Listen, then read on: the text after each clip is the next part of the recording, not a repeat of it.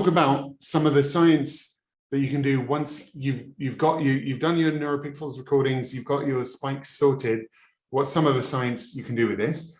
This is, you know, not a question that can be answered now because there's still so much more to do with this kind of data than anybody knows yet. I'm just going to give you a few examples, concentrating on the really basic stuff.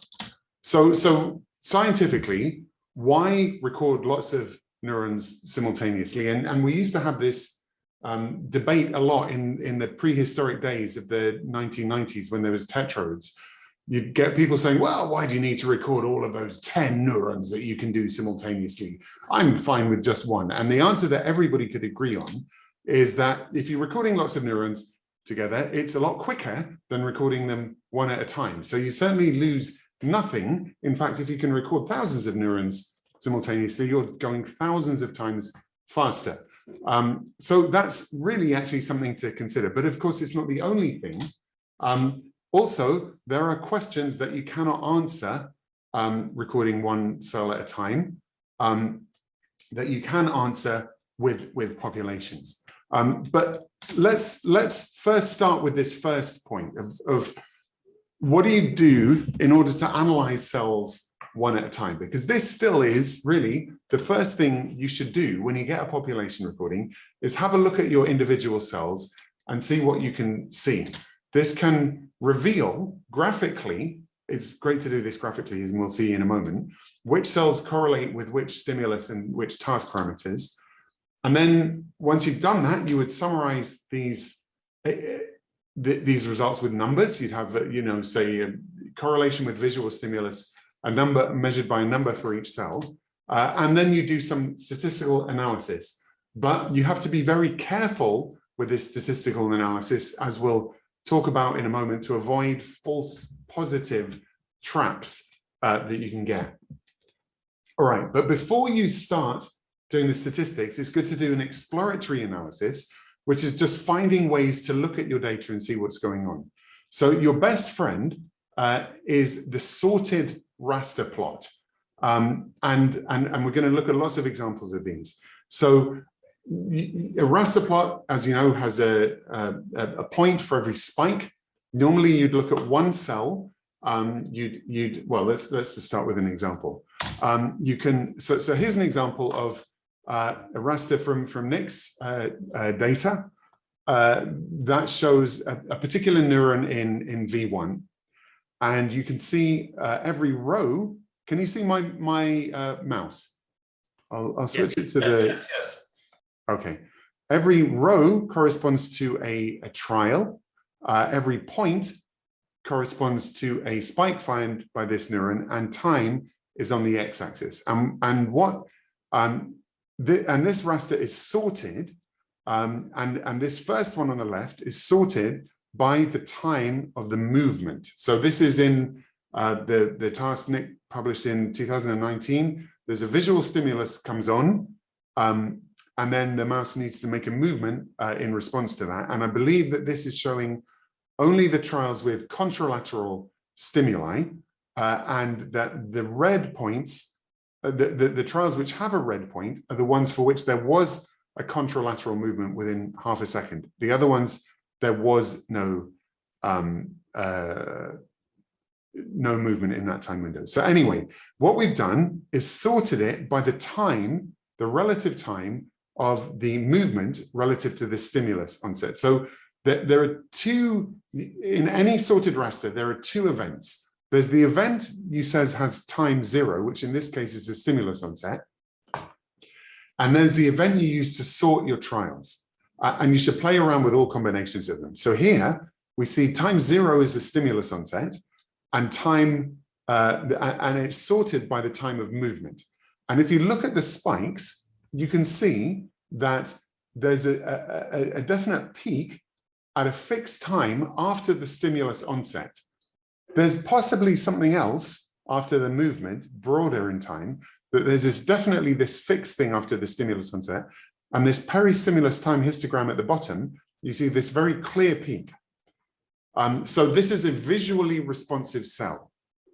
Now, if we look over here, we've got one with time 0 being the movement time, And it's sorted now by the time of the stimulus before. And you can see here the visual response, and you can see that afterwards there is a movement response. So the cell fires also during the movement, this V1 cell. Here we have relative to the beep, which is a go cue, but normally the animal's gone before that time. And here we have relative to the reward delivery, reward or punishment. And you can see that actually this cell has a small increase, and then it tends to get a bit quieter after the reward delivery.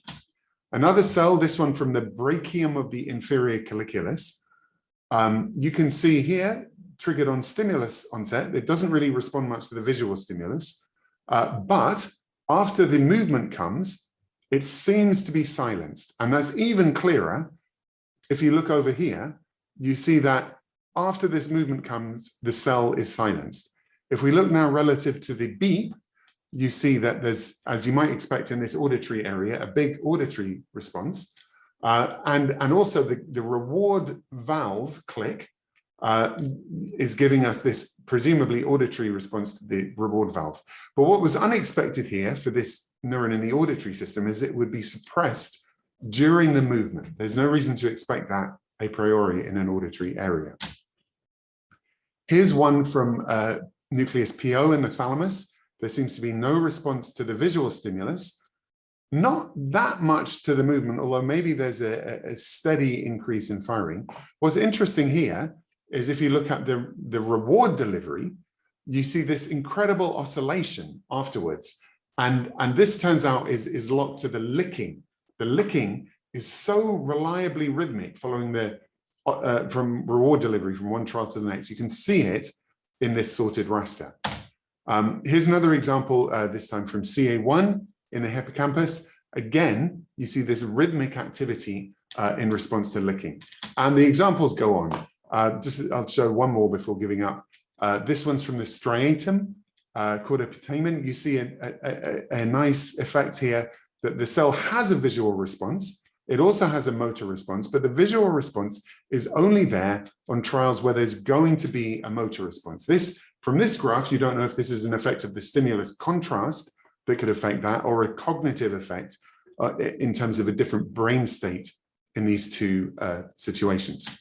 Okay, so that's the sorted raster, sorted by a time, right? You can sort by a time of an event, and that's a really useful way to analyze a single neuron. You don't have to do that.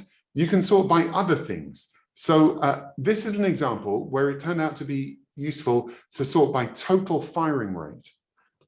So this is an old pre-neuropixels Dark Ages recording, which was in rat auditory cortex. And you're seeing a raster here of the neuron's response to 5 different frequencies of auditory tone. Time being on the x-axis and the different bands being the different tone frequencies. At time 0, you see a onset response to all of them, but you see that there's a second peak response only to some of these frequencies. But what we're going to focus on is not that, it's a sustained period here, because you see that this cell has a sustained response to different frequencies more than the other, right? The interesting thing is if we take this sustained period and we now take the same raster here for spontaneous activity, so no tone, and here for 2 different frequencies of tone. 24 is one that doesn't give you a strong response. 5.4 kilohertz is one that does. But now, rather than showing these trials in chronological order, we're showing them sorted by the number of spikes. And what you can see there is that there's this huge variability. The 24 kilohertz, there's variability even in a spontaneous case with no sound. The 24 kilohertz looks very much like the spontaneous. There's somewhere it fires a lot and about half where it doesn't fire at all. The 5.4 kilohertz, on the other hand, has a different pattern that it's always going to fire a bit, but it can fire a lot more in some trials than others. And this gives you a clue that there may be some trial-to-trial difference that underpins this difference in number of spikes fired on different trials. And indeed there is. If you look at the brain state, changing from synchronized to desynchronized, you see that there's a correlation in the number of spikes fired with the brain state. All right, so statistics. You have to be very careful with statistics, because nearly all the statistical tests you use in day-to-day life make an assumption that your samples are independent and identically distributed. And it's the independent that can really screw you up in neuroscience, because simultaneously recorded cells are not statistically independent. It might be that at one particular time, all of the cells are driven by some sort of a behavioral consequence, and on another trial they're not. Or they might just have correlated fluctuations. They're not statistically independent. They're connected to each other, and they're all part of the same brain that correlates them with each other. So you cannot assume that your simultaneously recorded cells are statistically independent of each other. So, for example, you can't use a t-test over cells. Suppose you recorded, 100 cells, and you want to ask, is there activity on a particular trial, just one trial? Is it larger in the stimulus than in the when the stimulus is on than in the background? You might think, I only need one trial because I've got 100 cells, and I can take the distribution of their firing rates and ask, is that larger than baseline firing rate the moment the stimulus comes on? But if you do that, you could get a completely bogus answer, because it might be that there just happened to be a fluctuation on that one trial that modulated all the cells up. This can happen because of behavior, because the mouse becomes more alert, or just some random upstate. And you'd think, if you made that independence assumption, that you had a significant effect when actually you don't. So one way around this, really the best way around this, is to use the subject or experiment as the unit of independent variability. You don't assume independence between your cells. You do assume independence between your mice, certainly, and possibly between the experiments may be independent. There's another approach you can use, which is a mixed model ANOVA, which is designed to deal with this sort of thing. You allow for common fluctuations between simultaneously recorded cells. If you know what you're doing with these, they can be a useful way to avoid false positives, but it's something you've really got to understand the details of how it works to use. There's another problem, which is that different moments in time are not statistically independent. So even if you had one cell, then slow changes in firing rate, even technical artifacts such as due to electrode drift, can lead to a spurious correlation. And there's a great demonstration of this in a preprint released by Guido Maya this year, where he took firing rates recorded with neuropixels electrodes as a function of time, and correlated with them with the simultaneous price of various cryptocurrencies, and using a standard statistical test, found significant correlations nearly all the time. So here you see the Pearson correlation coefficient that you get of these neurons versus Bitcoin and versus Ethereum, and they follow this this curve, this distribution. Whereas if you had a random vector, you'd have a much narrower distribution. Random and independent vector, a much narrower distribution. The percentage of cells that by Pearson correlation correlate with either Bitcoin or Ethereum is around 70%.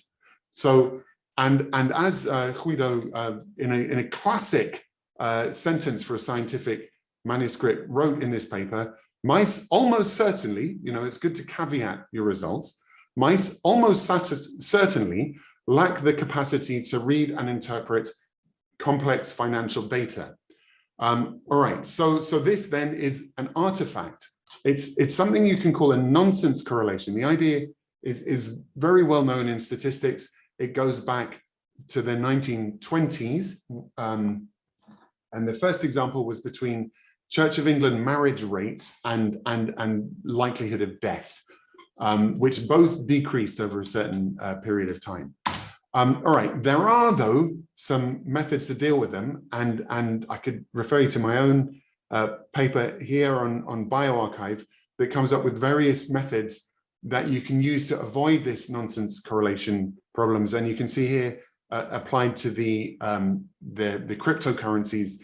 Now, if you do this, you don't get detections above the false positive rate. So these methods exist, they can't be used in every situation, but at least in some situations. Okay, so that was a whirlwind of what you can do with single neurons, but there are questions also, as well as this, that you can't answer one recording at a time. So how am I doing for time? You're doing very well. Okay, so 40 minutes total, and you spoke for 14. Okay, so if you have a population recording, you can normally describe your data in the shape of a 4-dimensional array. This is a useful way of thinking about it. It doesn't always quite work, but often this is the case. If you have stimuli or trials of some sort, let's think for now about a passive stimulus response situation. You're recording a neural population, you present a certain number of stimuli, a certain number of times, sensory physiology. Then you've got a 4-dimensional array. You've got the number of spikes at every moment in time for every repeat of every stimulus for every cell. It's a 4-dimensional array, and you can visualize it in different ways. One way to do it is to say, for stimulus 1, I've got a 3D array of a certain amount of time versus every repeat of the stimulus versus all of the cells. And then I've got that for the next stimulus and the next one, etc. You could, of course, slice it any way you want. So what is a sort of thing you can do with this sort of simultaneous recording that you can't do if you had recorded your cells one at a time? Well, let's think, what would you have if you had recorded your cells one at a time? You'd have what you could call a virtual population. A virtual population is what people used to do before you could do simultaneous recordings, and that is to record your cells one at a time, but then pretend you had recorded them simultaneously. If you now, in today's luxurious era, are actually able to record a genuine population, you can still create a virtual population by taking cells recorded in different experiments or even different trials within an experiment and shuffling the trial labels and putting the cells together. And then the question is, how is this different, this virtual population, how is it different to the real population? If they were identical, you wouldn't need to do an actual population recording. You could just use the virtual population.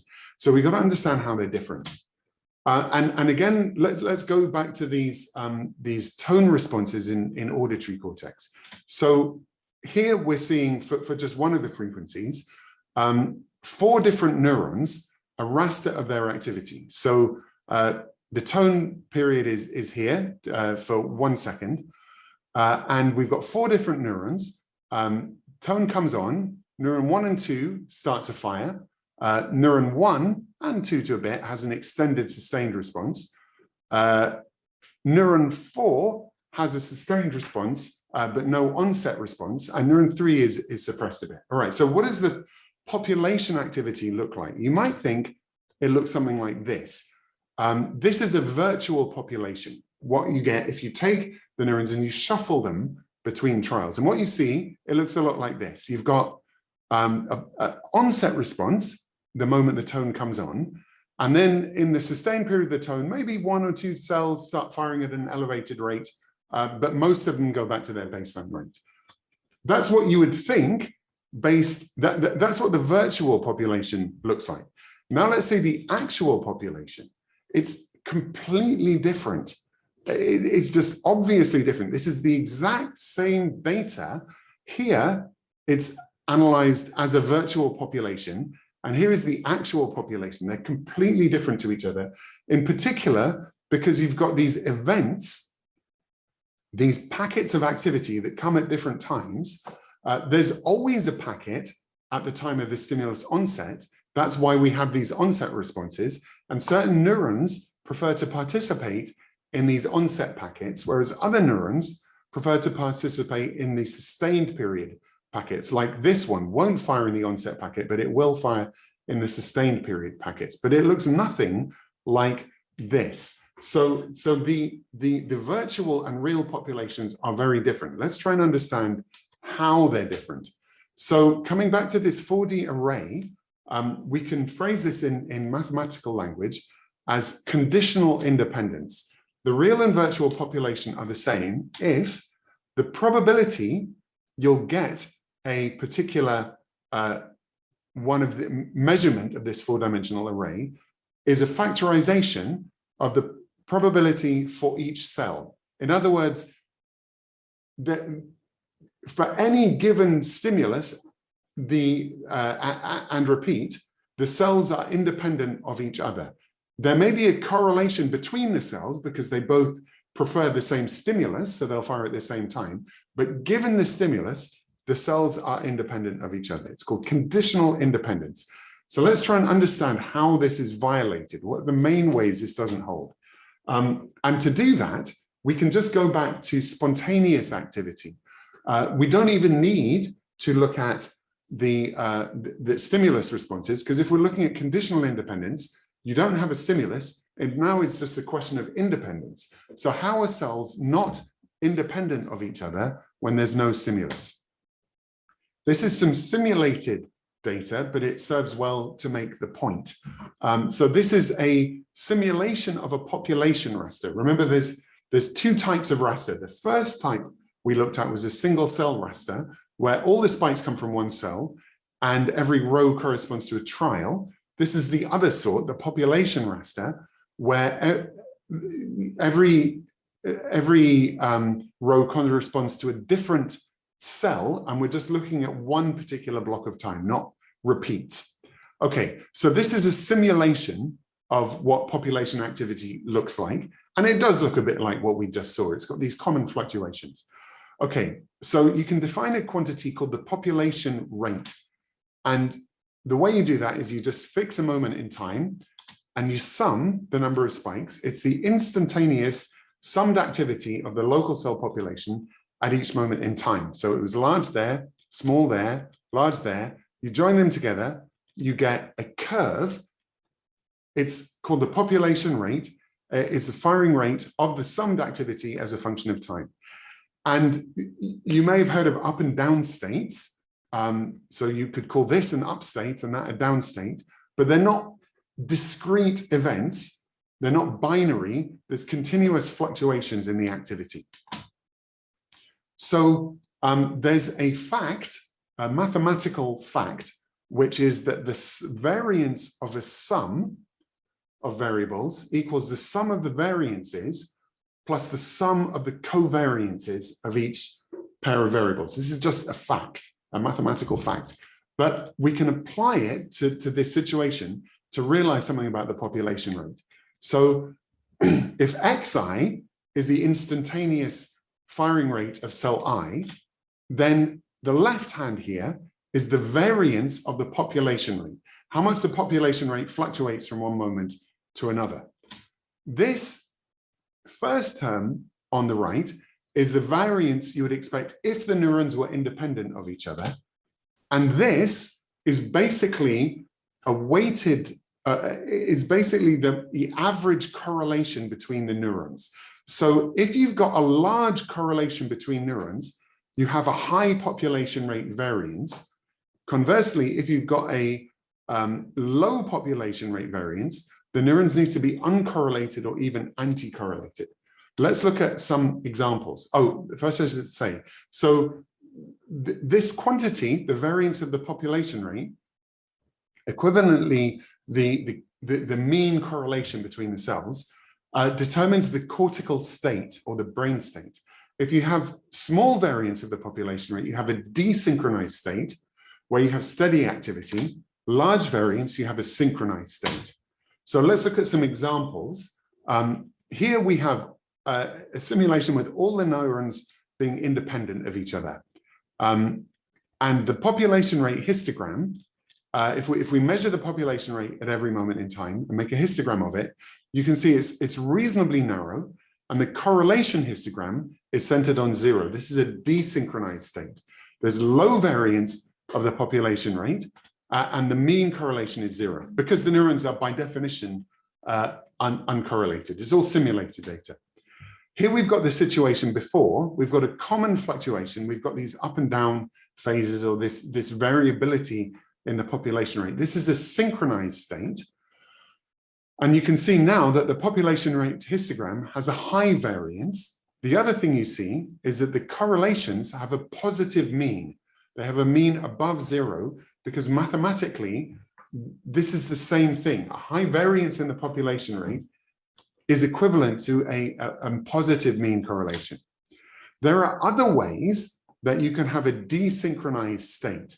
So this state of low population rate variance, meaning that the mean correlation is 0, that's a mathematical fact that has to hold, but there are different ways it can hold. So here's 2 other situations. This first one is rather like the theta rhythm that you see in the hippocampus. Most hippocampal pyramidal cells are modulated by the theta rhythm, but they have different preferred phases. So when you add them all up, the population rate is fairly constant. It has a low variance. But on the other hand, because there are these different phases, some cells are positively correlated if they're in the same phase, others are negatively correlated, and you have this wide distribution of correlations, wider than you get here for independence. These ones, of course, this is just statistical noise, these correlations. The correlations are 0 by definition, but these ones are not just statistical noise. They're larger than their random distribution.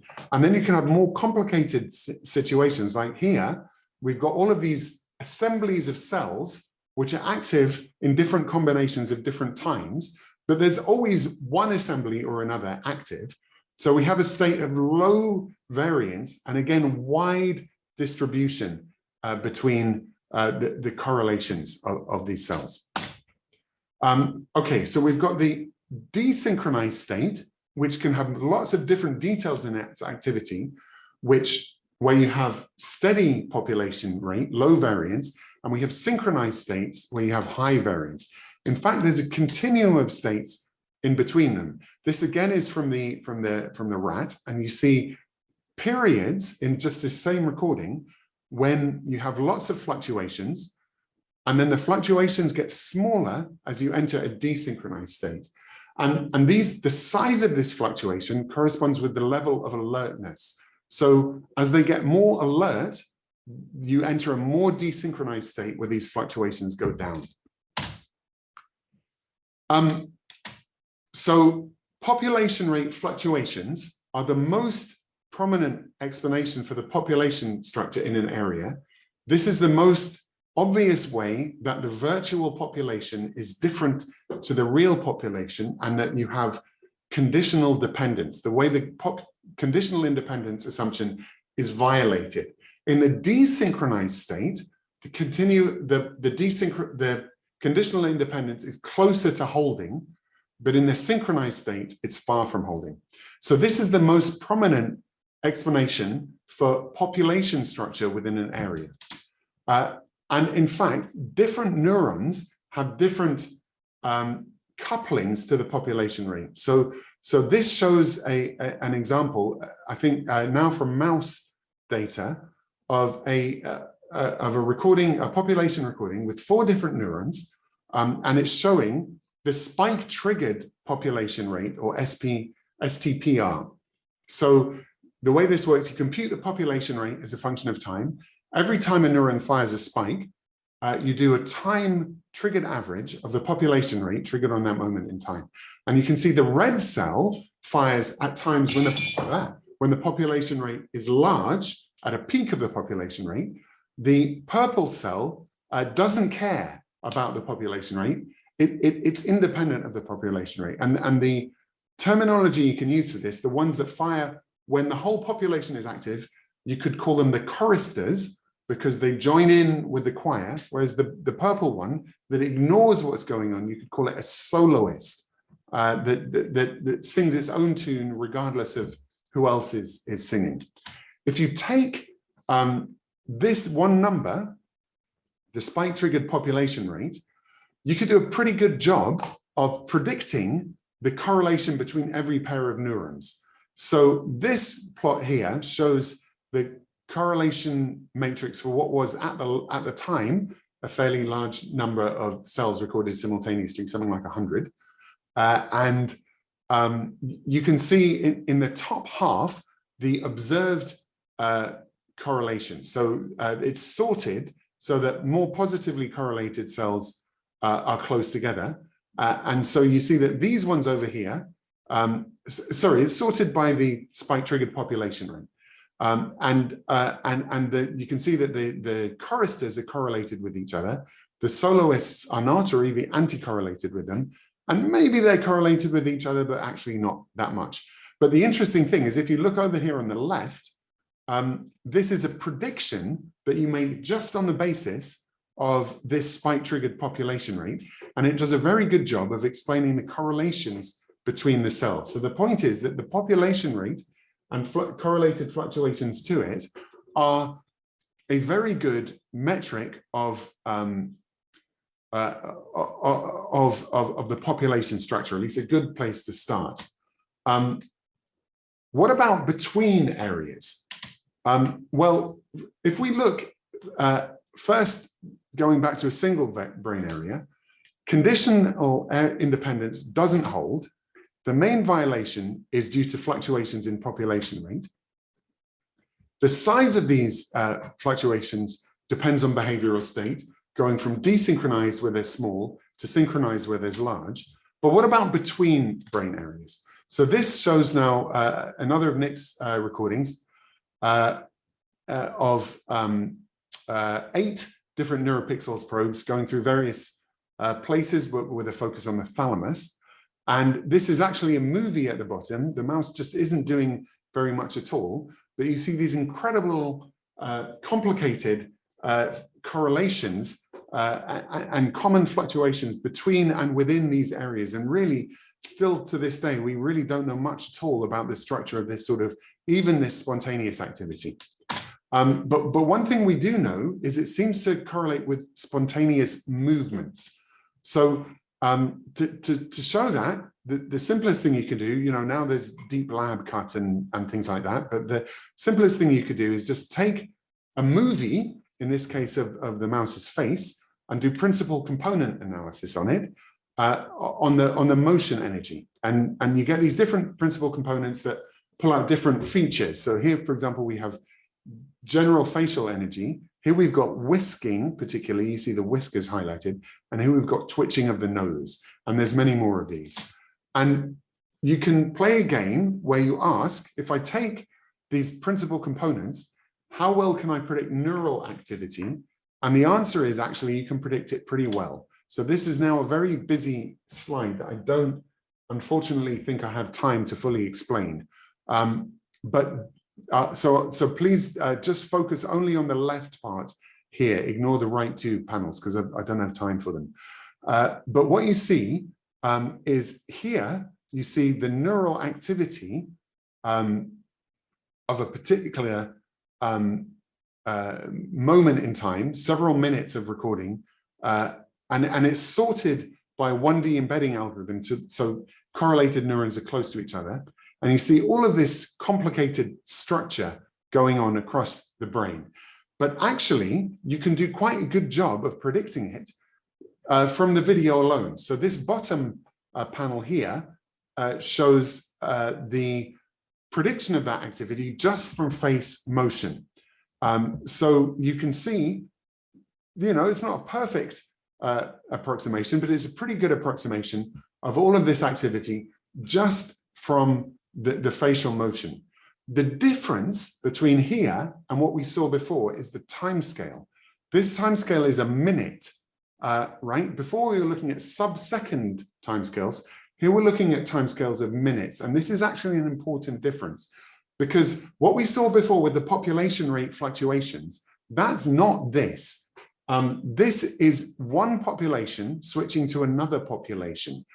The population rate is not fluctuating so much over this time scale. It's which particular neurons are active. And if we zoom in, you'll see that better. So here we've got a period where there is no phase motion. And if we zoom right in on that, here you see the up and down states. In other words, the fluctuations in population rate. And you can see it very strongly in visual cortex, but also correlated with other regions such as the frontal cortex and even the thalamus and hippocampus and midbrain, but strongest here in the visual and retrosplenial cortex. These are fluctuations in population rate. If we now go to this time period, there are some fluctuations in population rate, but they're much smaller, and that's because this period here is in more of a desynchronized state. The fluctuations in population rate have a lower amplitude. And if you look in the hippocampus, you can see this cell assembly behavior of different populations of neurons being active at different times, keeping the population rate constant. If we focus in a bit more on this, you can see here we've got a correlation matrix of these different cells at different timescales. If we bin the activity in bins of 50 milliseconds, you can see that most neurons are correlated positively together. These are the choristers, and as you get out here, you have maybe a few soloists which are weakly correlated. But as you make the time bin larger, you move from that state where it's dominated by changes in population rate to a state over here where it's dominated in different assemblies of cells being active at different moments. And we've got these strong negative correlations between the different assemblies.